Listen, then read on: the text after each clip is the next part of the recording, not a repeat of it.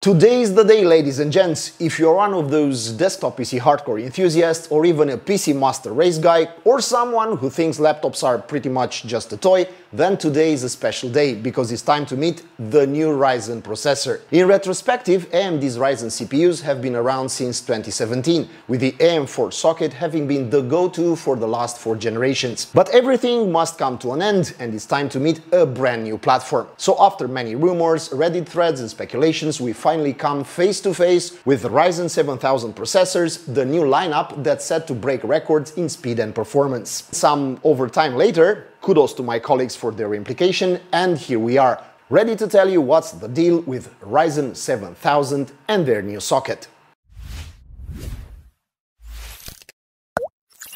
After 5 years during which the AM4 socket has stood its ground and housed many outstanding CPUs like 1800X, 3600X and 5950X, it's time to see what its successor is made of. AMD named the new socket AM5, obviously. And the first new thing it brings along is a different socket type. Let me explain. AM4 works with a PGA, pin grid array socket. PGA means the pins that connect the CPU to the motherboard are laid onto the CPU. Some notable examples of such PGA socket processors are, of course, the Ryzen ones. But this is also the case for the first models of Intel's Pentium 4 lineup. And since Pentium 4 was trending a long time ago, Intel having moved on to the PGA method, it's time for Ryzen to swap places and turn to the LGA socket, short for Land Grid Array. LGA means a different layout for connecting the two components. The pins are placed onto the motherboard, while the CPU has contact points designed to perfectly fit onto the aforementioned pins. In theory, LGA lowers the risk of pins denting or breaking should anything happen to the processor. In practice, if you accidentally dent a pin or two on a Ryzen CPU, it's just as simple to straighten them back with a card or something similar, something you can't quite do with Intel's LGA choice of socket you can find on specific motherboards.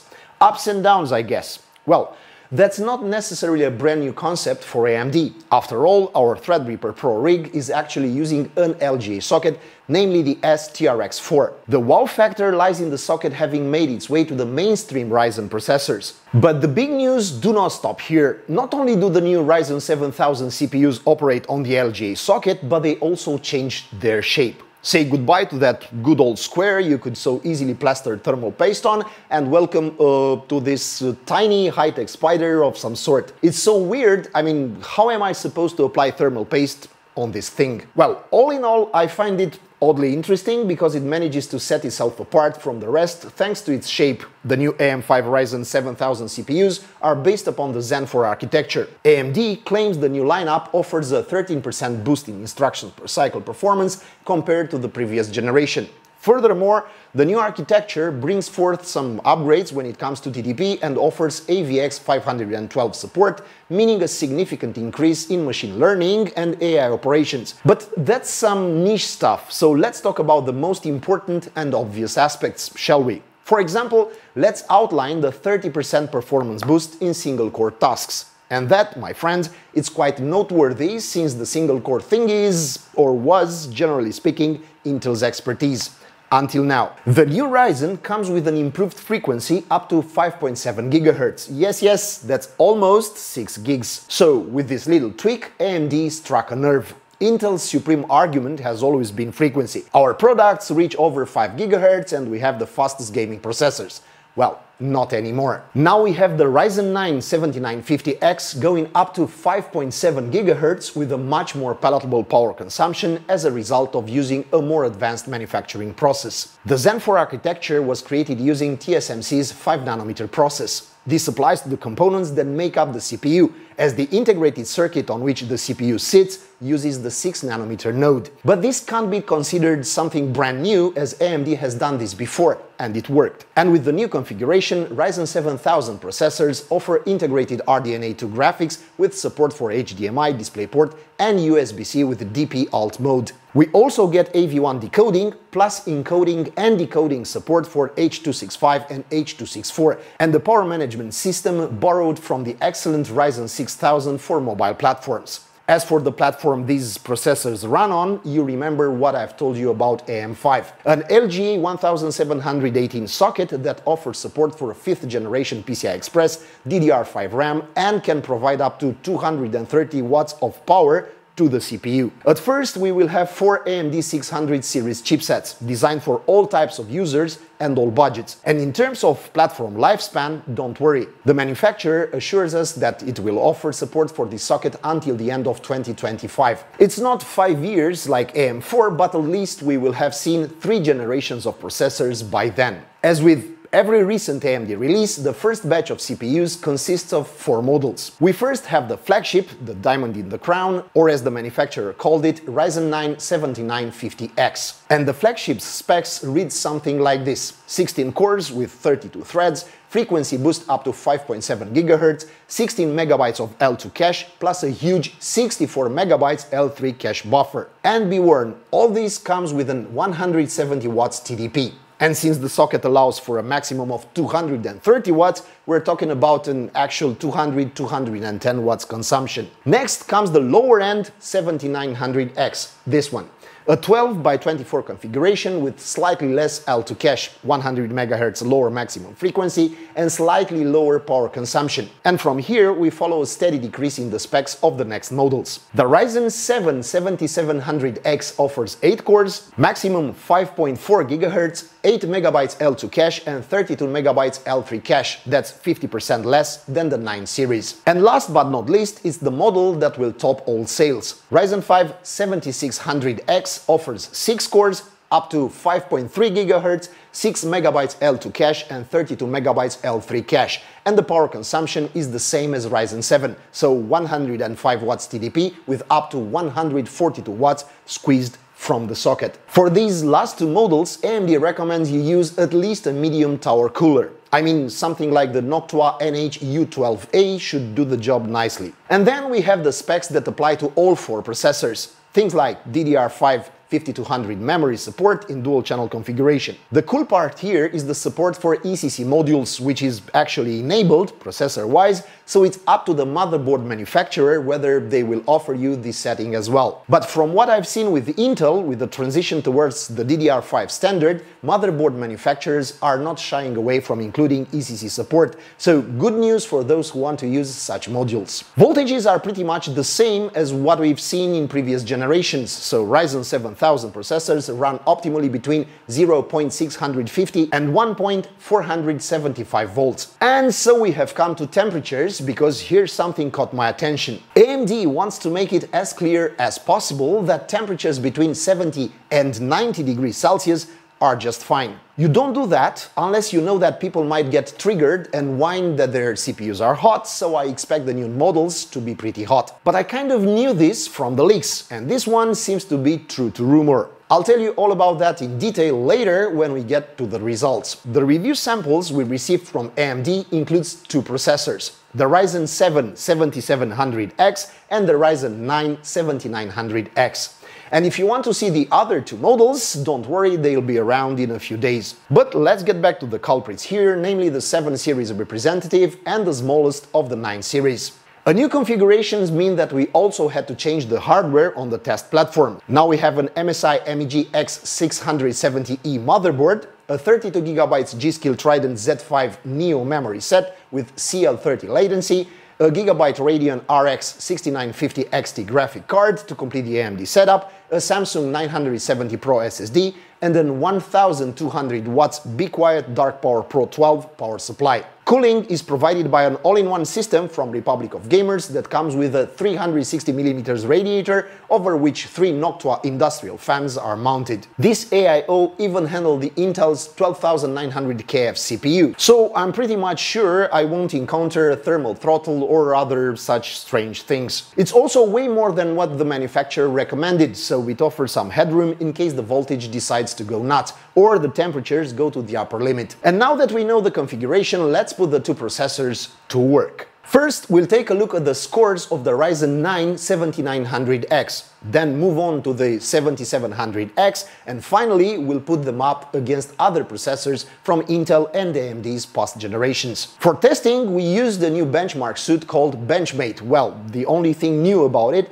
is just the main application that hosts the benchmarks, as the menu gives you access to the most popular versions of Cinebench. Oh, and we also have 7-zip in the mix with a few of those calculation engines. To complete the analysis, I also threw in V-Ray and Geekbench 5. The results obtained by the Ryzen 9 7900X are obviously good. But to show you how good they actually are, I put them in a table that compares them to the Intel Core i9 12900K. That's good, right? The higher frequencies offered by the Ryzen 9 7900X are undeniably present, so the single-core performance is better than Intel's processor. What did I tell you before? Alright, that AMD is picking a fight with Intel in a field where the latter was supposed to be unbeatable. The only test where the blue team's processor wins is V-Ray, but the rest of the results highlight AMD's stellar performance. In Cinebench R15, we recorded a 15.5% difference in favor of Ryzen in the single-core test and 17% extra performance in multi-core. In Cinebench R20 and Geekbench 5, the difference gap narrows and the two processors are pretty much on par. In fact, the only noticeable difference lies in the 7-zip test, where Ryzen has a 20% lead. One thing worth mentioning is the difference in power consumption and temperatures between the two processors, as they are not very different here either. The Ryzen 9 7900X recorded a maximum TDP of 190 watts, while the 12900K at stock settings squeezes about 210. Of course, temperatures were fitting, meaning we quickly reached a high of 95 degrees Celsius, but without any throttle. The maximum frequency recorded was 5472 MHz. Overall, the AMD Ryzen 9 7900X is about 12% more powerful than the Core i9 12900K. That's a worthy answer to what Intel's 12th generation processors used to be. So, a strong display of power from both manufacturers in a market that now uses DDR5 memory while awaiting the launch of PCI Express 5.0 SSDs. But before we finish with the comparisons, I want to take a look at the difference between the new Ryzen 9 7900X and its former generation counterpart,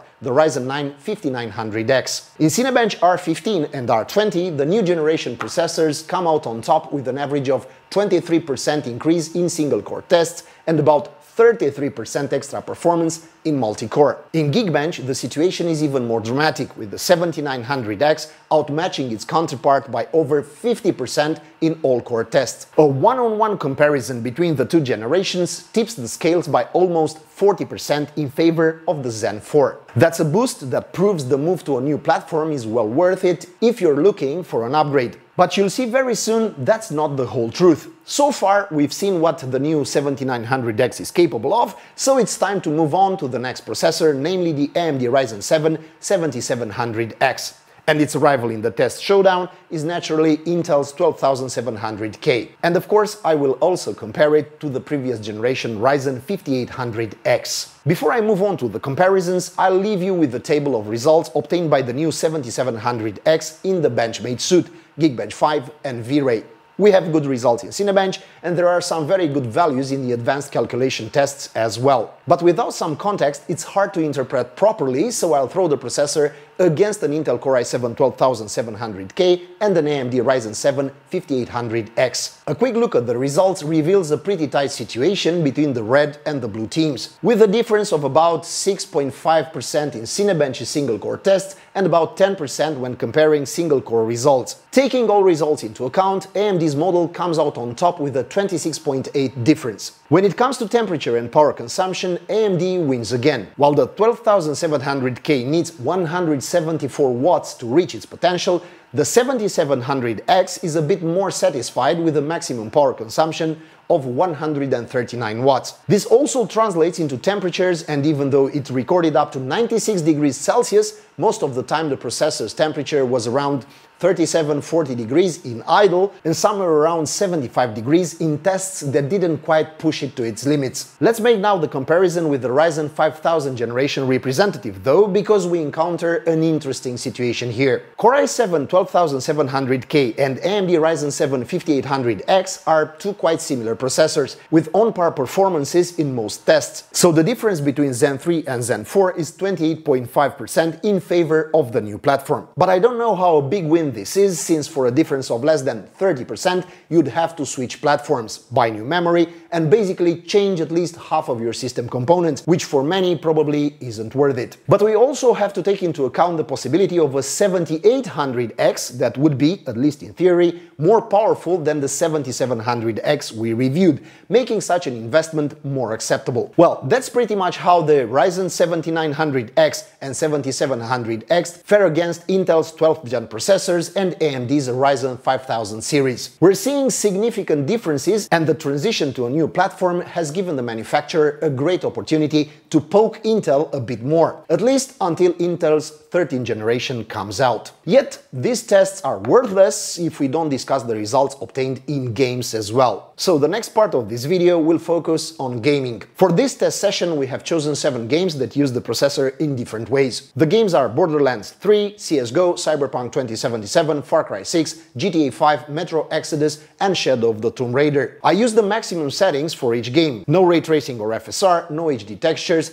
just raw performance. The resolution I chose is Full HD to highlight the impact of the processors, so let's see how Ryzen 9 7900X performs. And honestly, it doesn't offer much improvement on the gaming side compared to its rivals. We see how the real battle is between AMD's new processors and Intel's 12900K, and between them, the two processors kind of have a share of the wins. This is also noted in the overall difference, which gives 12900K no more than a 2% lead. By comparison with the 5900X, the situation is not much better, and the 7900X is 15% more powerful. The results are far modest to be worth investing in an upgrade, at least for gaming. Yeah, things suck here. Up next we have the comparison of the 7 Elites. The games and settings stay the same, so we'll use the same template for tests. And once again, the Zen 4 processor is close to Intel's Alder Lake model. There's only an extra 1% boost for AMD's processor, so we can safely consider it a draw. And in the Zen 3 versus Zen 4 comparison, we have a 10% advantage for the new generation. I put all the results together and the ranking looks like this. At the top of the food chain, we find the Intel Core i9 12900K, a processor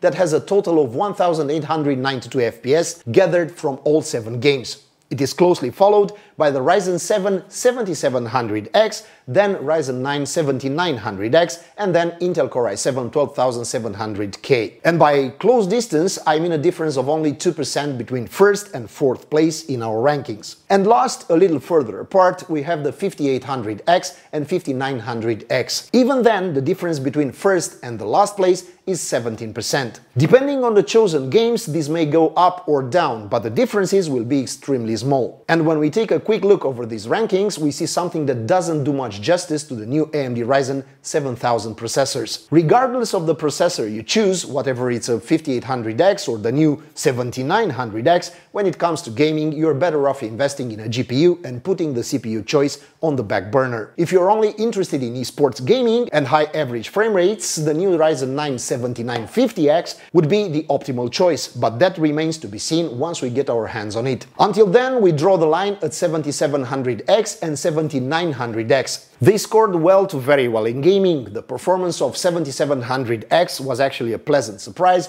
but in the end, if that's your main focus and you already own a powerful Ryzen 5000 or Intel Core 12th gen processor, I don't see why you'd make the switch to Ryzen 7000 now. Seems like a pretty unexpected conclusion, doesn't it? This launch comes with ups and downs, but what we have to admit is that AMD has stepped boldly into an yet unexplored territory of platforms with DDR5 and PCI Express 5.0 support. They've brought 4 interesting processors on a new platform that has everything it takes to be considered both next-gen and a potential foundation for a future-proof build. They've also given a clear answer to the competition, which, even though it stalled the start by a year, now has a worthy rival in the desktop area. After decades of sitting in the shadow of the blue giant, AMD now looks increasingly threatening. AMD had earned a solid reputation in the desktop market since the first Ryzen processors anyway, and today's launch only reinforces that position. Throughout the testing period, I had a very good experience. The platform was stable, and the overall performance was right where I expected it to be. Before we end this video, let's do a quick recap.